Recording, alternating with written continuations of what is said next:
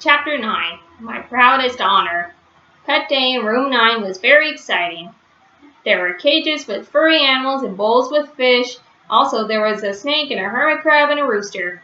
The rooster is mine, said that meanie Jim I hate. He will peck your head off if I tell him to. He will peck it right to a nub. I made a sick face, because a nub does not sound pleasant. Just then, Lucille skipped over to me. Look, Junie, look at my darling riding outfit. See my darling riding hat, see my darling riding pants, and look, Junie, here's a picture of my darling pony. And look at my darling riding boots. They are genuine rawhide cowhide. I smiled very admiring. You're a beaut, Lucille, I said. Grace pulled on my arm. Junie, come see Slicky. He's my goldfish, remember? I brought him a brand new bowl. Come see it. Just then my teacher clapped her hands together. Boys and girls, everyone needs to sit down right now. What an exciting day we're going to have in room 9 today. We hurried up and sat. Mrs. pointed to the pet table in the back of the room. Who would like to go first? She asked. Who would like to introduce us to their pet? Me! I shouted, me! Then I sprang right up out of my seat. But Mrs. said, sit down to me, and she called on Crybaby William, because that guy never springs. That's why. William went to the pet table. He pointed to his bullfrog named Wendell. I just got him on Saturday, said William, very shy. Mrs. smiled. Well, he certainly is a handsome bullfrog, she said.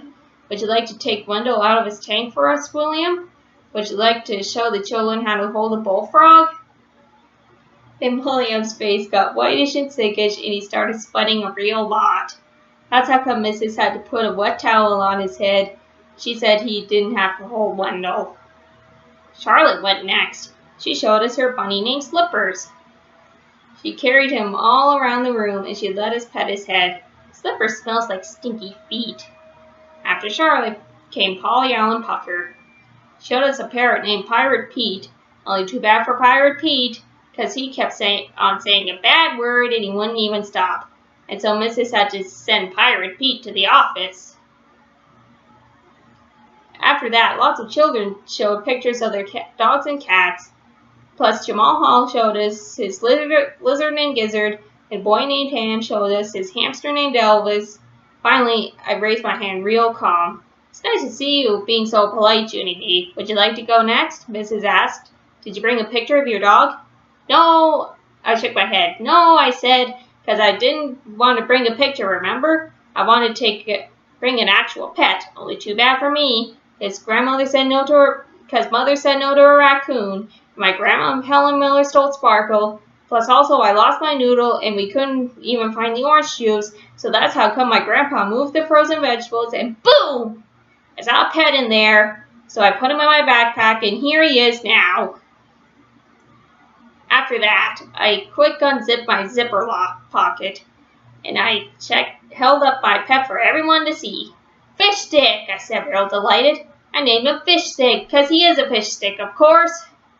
Room 9 stared and stared. Then all of a sudden, everyone laughed at once. You goony bird, yelled at meanie Jim. Fish sticks are pets. Fish sticks are dinner. I felt very shrinking inside. But fish have to be pets, right, Mrs. Right? I said, because fish sticks are fish, aren't they? And fish are pets, right? Mrs. was hiding behind her hands. She picked at me between her fingers. Yes, sure. Of course fish are pets, she said.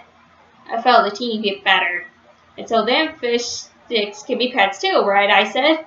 Mrs. hid a little while longer. Finally, she took a deep breath and she got up from her desk. Well, let's see. Maybe we should see what the dictionary has to say about this, she said. After that, she took out her dictionary and she looked up the word pet. She read us what it said. Pet, she said. Any tamed animal that is kept as a companion. Okay, she said. Now we have the definition. Let's see if Fish Stick fits the bill. She looked at me. Junie B, is Fish Stick tame or is he wild? Tame, I said. Fish Stick is very, very tame. He won't even peck your head into a nub. Okay, good, said Mrs. What would you say that Fish Stick, and would you say that Fish Stick is a good companion, Junie B? Can you take him lots of places, and does he behave himself pretty well? Yes, I said. Fish Stick can even go in more places than my dog, probably, because I can put Fish Stick right in my backpack and he doesn't even say a peep. Mrs. smiled real happy. Then she walked to my table and shook my hand. Well then, congratulations, she said. According to the dictionary, Fish Stick is definitely a pet. After that, she took Fish Stick out of my hand and she carried him to the pet table. And guess what? She put him right next to Slicky. Grace, hey Grace, now our fishes can be friends just like us, I said, real delighted. Just then I heard a croaking noise. It came from Wendell, the bullfrog, I think. Then Wendell croaked even louder, and that made Slicky the goldfish jump in his water. And that made the rooster cock-a-doodle-doo, and that made Slippers thump his loud foot.